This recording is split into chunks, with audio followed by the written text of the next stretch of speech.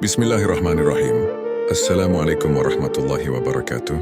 Saudaraku yang dirahmati Allah, hari ini kita akan membahas masalah perselingkuhan dalam rumah tangga, sebuah permasalahan yang kian marak dan meresahkan. Dalam Islam, pernikahan adalah ibadah, maka merusaknya dengan perselingkuhan adalah bentuk kedurhakaan terhadap Allah dan kezaliman terhadap pasangan. Seasung perselingkuhan adalah pengkhianatan amanah.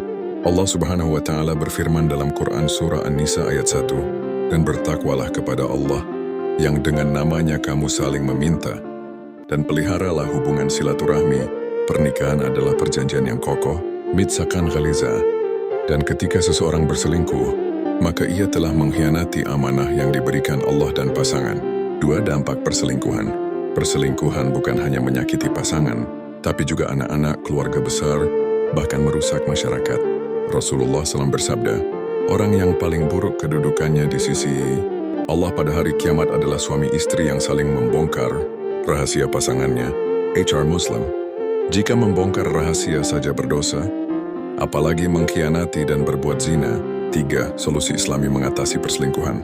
Kami tinggalkan ketakwaan. Orang yang taat kepada Allah tidak akan mudah melakukan hal yang mendekati zina, apalagi zina itu sendiri.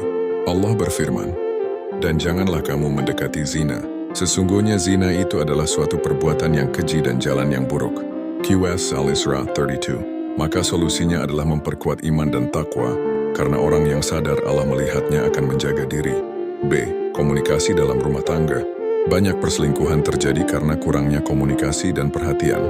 Islam sangat menganjurkan suami dan istri untuk saling terbuka, saling mendengar, dan memenuhi hak-hak batin dan lahir. Curs bimbingan dan konseling Islami. Jika masalah sudah berat, maka temui ulama, ustaz, atau konselor pernikahan yang memahami syariat. Dalam Islam, musyawarah dan mencari solusi dengan pihak ketiga yang adil adalah langkah yang sangat dianjurkan. Jika kamu khawatir akan ada perselisihan antara keduanya, maka kirimkanlah seorang hakam pendamai dari keluarga laki-laki dan seorang dari keluarga perempuan.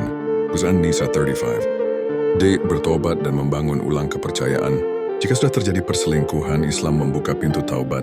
Tobat yang sungguh-sungguh, menyesali tidak mengulangi, dan memperbaiki hubungan. Saling memaafkan dalam rumah tangga juga adalah akhlak mulia. Tapi tentu maaf tidak berarti lupa. Harus ada proses membangun kembali kepercayaan. Saudaraku, rumah tangga adalah ladang pahala, bukan tempat untuk berbuat maksiat. Mari kita jaga pernikahan kita dengan takwa, komunikasi, dan kesetiaan. Dan jika ujian datang, hadapilah dengan cara yang Allah ridai. Wallahu a'lam. Wassalamualaikum warahmatullahi wabarakatuh.